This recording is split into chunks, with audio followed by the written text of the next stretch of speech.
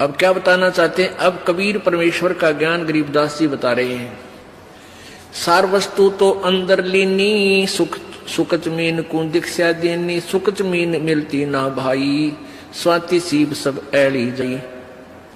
सुख मीन की टक्कर लागे, जब मोती सो है गल धागे, खारा नीर गंध हो जावे है, दो पड़ खुले कौन चितावे।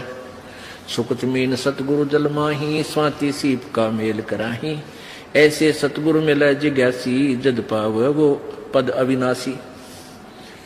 सुख मीन सतगुरु हो आया, जिन ये भेदी भेद बताया, क्रम कुसंगति खारा नीरा, मोती खंड होत नग हीरा, बैरागर धम गिरती पावे, चलता हीरा तुरत लखावे, धम गिरती हीरे को जने, यो सतगुरु लावे चोट निशाने।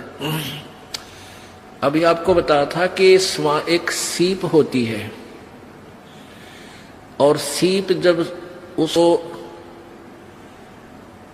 उसमें मोती बनने की एक प्रेरणा बनती है तो वो ऊपर आ जाती है, उसको प्यास लगती है, वो समुद्र जल ग्रहण नहीं करती, वो समुद्र के ऊपरली सतह पर आ जाती है समुद्र के, और ऊपर से वर्षा जब हो रही होती है उस समय उसका मुंह खुल जाता है।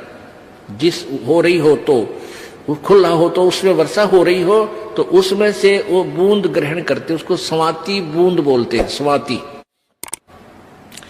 और उसको फिर वो मुंह बंद हो जाता है, उसके अंदर मोती बनना शुरू हो जाता है। मोती बनते बनते क्या होता है, फिर उसका दोबारा मुंह खुलना शुरू हो जाता है स्वाति सीप का, और उसके ऊपर एक मांस का एक पर्दा सा छा जाता है। मोती के स्वाति के ना उस सीप के मुंह पे एक मांस का पर्दा सा, एक जैसे मकड़ी का जाड़ा देखा हुआ अपना सफेद सफेद सा कपड़े जैसा होता है, ऐसा एक मांस का ऊपर कवर सा लग जाता है और अंदर वो मोती बन जाता है।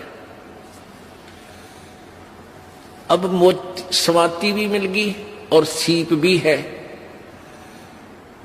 अब क्या बताते हैं कि जब वो मोती परिपक्व हो जाता है अंदर, तो उस सीप के अंदर से एक विशेष महक आनी शुरू होती है मांस की, पके हुए जैसे मांस की। तो एक बहुत ही पतले से मुंह की एक मछली होती है, पतले से, उसको सुकच बोलते हैं, पतला सा मुंह, पेन कैसा हो उसका मुंह। तो वो क्या करती है, मांस खाने के उद्देश्य से उस सीप के, उस मांस का कवर के ऊपर पर्दा सा होता है, उसको खाने के लिए उसमें टक्कर मारती है, उसको खाना चाहती है। वो लगते ही वो पर्दा सा फट जाता है और मोती उसमें से निकलकर समुद्र में गिर जाता है। अब क्या बताते हैं, कितना गहरा ज्ञान है इस दो अक्षर में, दो लाइनों में। सार वस्तु तो अंदर लीनी, सुख मीन को दीक्षा देनी, सुख मीन मिलता ना बाही, स्वाति सीप सब ऐड़ ही जाही। सुख मीन की टक्कर लागे है, जब मोती सो है गल धागे। अब क्या बताते हैं, मनुष्य जीवन भी आपके पास है और सतगुरु भी मिल गया अपने, आपको सही मंत्र भी मिल गया, और यदि सारनाम नहीं मिला तो भी आपका यो मंत्र भी और आपका जीवन भी दोनों व्यर्थ, जो पहले दूसरे द्वितीय मंत्र तक। अब कहने का भाव ये है कि जैसे वह मोती सीप तो समझो शरीर है, और स्वाति समझो मंत्र आपको मिल गया सतनाम, और मोती बन गया। और सुख मीन मिलता ना भाई, स्वाति सीप सब ऐड़ ही जाए। सार नाम आपको नहीं मिला है, और आखिरी सांस तक आपकी इसके अंदर श्रद्धा, पूरे गुरु जी में श्रद्धा, यानी आखिरी सांस तक इसकी जाप नहीं किया। यहां एक उदाहरण दिया है कि यदि ये सार नाम आपको नहीं मिलता तो तुम्हारा ये सतनाम तक की कमाई भी और आपका ये जीवन भी व्यर्थ जाता। व्यर्थ का तात्पर्य ये, क्योंकि यहां एक विशेष ध्यान से सुनने वाली बातें हैं, घबराना नहीं।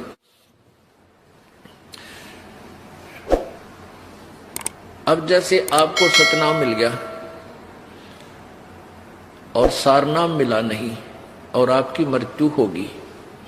पहली बात तो यह है कि परमात्मा उस प्राणी की मृत्यु नहीं होने देगा। कबीर भगवान के हाथ में पूरी कलम है। जमजो राजा से डरे मिटे कर्म के लेख, अदली अदल कबीर हैं, असल कबीर हैं ये कुल के सतगुरु एक। ये नहीं आपके जीवन नहीं जाने देंगे, पूरा काम करके और तब आपको यहां से फारिग करेंगे। ये इनकी समर्थता है। और जो बकवाद करते हैं, नाम भी ले रहे हैं, सही ठिकाना यानी सही श्रद्धा से नहीं है, वो जा भी सकते हैं, वो फिर परमात्मा उनको पकड़ नहीं करता। भक्ति भी करते हैं, श्रद्धा ठीक नहीं है, पूरी नहीं बन पाई है, तो मृत्यु भी हो जाएगी। तो उनको फिर वैसे तो व्यर्थ हुआ क्योंकि सारनाम मिला नहीं, लेकिन फिर भी वो ऐसा व्यर्थ नहीं होगा जैसे औरों का होता है। उन अन्य साधकों से चाहे 1000 वर्ष तक तपस्या और अन्य पूजाएं करके चले गए, उनसे भी आपका जो मंत्र की कमाई है वो असंख्य गुना घनी आपके पास है।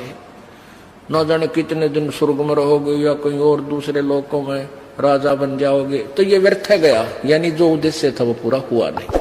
अब ये एक उदाहरण देना चाहते हैं आपको गहराई से समझाने के लिए।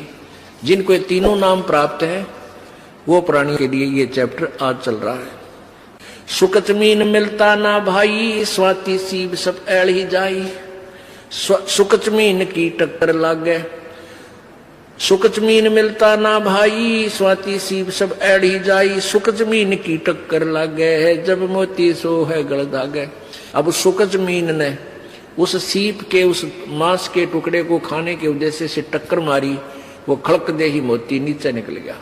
तब वो मोती निकाला गया गोताखोरों के द्वारा और फिर उस मोती की कीमत हुई, फिर वो सीने पर आकर सुशोभित हुआ। परमात्मा हमें बताना चाहते हैं कि पूरी साधना पूर्ण संत से प्राप्त करके ही आप परमात्मा के दरबार में सुशोभित हो पाओगे, अर्थात पूर्ण मोक्ष प्राप्त करोगे। फिर आगे क्या बताते हैं, पूरे गुरु के बिना ये काम नहीं बनता। सुकच मीन सतगुरु हो आए, जिन ये भेदी भेद बताया। कर्म कुसंगति खारा नीरा, मोती खंड होत नग हीरा। बैरा गर्दम गिरती पावे, चलता हीरा तुरत लखावे। दम गिरती हीरे को जाने, न्यो सतगुरु लावे चोट निशाने। अब ये हीरा जो होता ना, एक हीरा ये पत्थर में बन जाता है, पत्थर में होता है, पहाड़ में, और इसकी इतनी ताकत होती है इसमें, ये कुछ ऐसी गर्मी पाकर के वहां पहाड़ की, और ये पत्थर को फोड़ता उसके अंदर से चल चल चल करता हुआ चल पड़ता है, जिधर भी इसकी दिशा बन जाती है। तो पहले राजा लोगों के पास एक धमगिरती होते थे। धमगिरती वो क्या होती, उनके अंदर एक ऐसी कॉमन सेंस होती है, ऐसी उनकी सुरती लगती थी, वो ध्यान यानी अपनी ऐसी सुरती को पत्थर से पहाड़ पर तचा देते थे कि वो हर उस पत्थर की उस हीरे की दिशा को बता देते थे कि ये इधर को चल रहा है।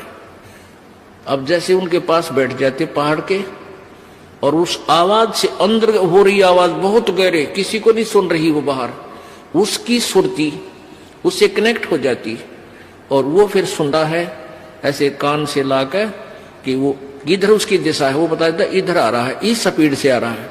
तो आगे जाके राजाओं से बता देते थे कि यहां एक खोद दो, इसको गड्ढा इस पहाड़ के बीच में, या खुदाई करवा दो, ये वहां तक इस समय में पहुंच जाएगा। तो वहां जाकर के आगे उसको पत्थर को कटवा देते थे राजा लोग मजदूरों से फटाफट, और वो हीरा आता और उसके अंदर से आके, क्योंकि आगे रास्ता उसको मिलता नहीं, गड्ढे में खड़क दे ही निकल जाता, वो हीरा फिर राजा लोग प्राप्त कर लेते थे। तो क्या बताते हैं, बैरागर धम गिरती पावे चल